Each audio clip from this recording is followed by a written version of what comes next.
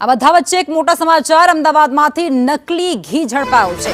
ગાયનું નકલી ઘી જપ્ત કરવામાં આવ્યું છે, જેમાં 1,60,000નો મુદ્દામાલ જપ્ત કરવામાં આવ્યો છે। 400 કિલો જેટલો નકલી ઘીનો મોટો જથ્થો જે જપ્ત કરાયો છે। પામોલિન અને વેજીટેબલ ફેટથી આ નકલી ઘી બનાવવામાં આવતું હતું, જેને ગાયનું ઘી કહી અને વેચવામાં આવતું હતું। જો કે આખો જ કારસ્તાન અત્યારે ઝડપાઈ ચૂક્યો છે। 400 કિલો જેટલો નકલી આ ઘી જેને જપ્ત કરી લેવામાં આવ્યો છે, જેમાં પામોલિન અને વેજીટેબલ ફેટથી આ ઘીને બનાવાતું હતું। અને આજ મુદ્દે સંવાદદાતા હિરેન અમારી સાથે લાઈવ જોડાઈ ચૂક્યા છે। હિરેન, નકલી ઘીનો જથ્થો ઝડપાયો છે, બહુ મોટા પ્રમાણમાં છે, જેને જપ્ત કરવાની ફરજ પડી છે, વિગતો શું?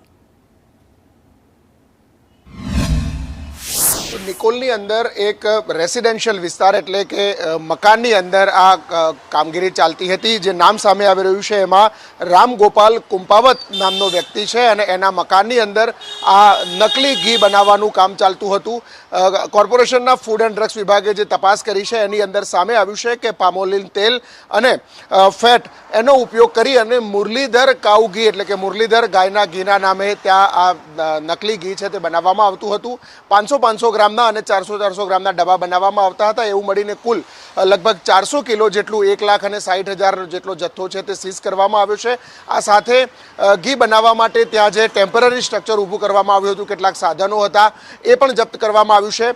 રેસિડેન્શિયલ વિસ્તાર હોવાના કારણે એક રૂમની અંદર આ તમામ જથ્થો સીઝ કરવામાં આવ્યો છે અને એને સીલ કરવાની કાર્યવાહી પણ કોર્પોરેશને પૂર્ણ કરી છે। સ્વાભાવિક રીતે જે ગાયનું ઘી બજારની અંદર એક દવા તરીકે, ઔષધ તરીકે પણ લોકો વાપરતા હોય છે અને એનો ઉપયોગ, એનો લાભ લઈ સસ્તામાં એટલે કે નકલી ફેટ અને પામોલિન તેલનો ઉપયોગ કરી અને ઘી બનાવવામાં આવતું હતું, એટલે એની પ્રોડક્શન કોસ્ટ ઘટે અને વધુ ઊંચા ભાવે ઘી વેચી અને પૈસા કમાવી શકાય એ પ્રકારનો એક હેતુ અંદાજ આવી રહ્યો છે। કોર્પોરેશને બાતમીના આધારે આ તપાસ કરી હતી, જેમાંથી 400 કિલો જથ્થો જપ્ત કર્યો છે। મકાનનો એક રૂમ પણ સીલ કર્યો છે અને કાર્યવાહી શરૂ કરાઈ છે।